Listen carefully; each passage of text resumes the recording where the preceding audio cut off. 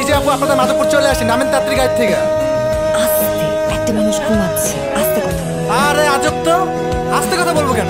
উনি ঘুমাইছে তো আমার কি হয়েছে? আপনাদের জায়গায় এসে পড়ছি, তাড়াতাড়ি নামেন গাড়ি থেকে। উনি ঘুম থেকে উঠো, তারপর আমরা চলে যাব।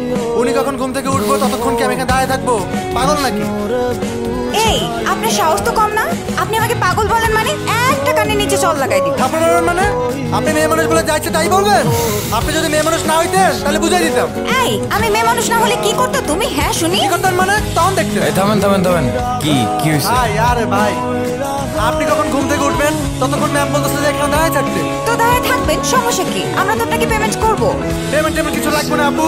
আচ্ছা, উনি বুঝতে পারেন আর কি, সরি। আসলে নামেন তো। কি হতো মানুষটা যদি আরেকটু বেশিক্ষণ ঘুমাতো? আচ্ছা থাক ভাই। বলে শুনো রে কাহালি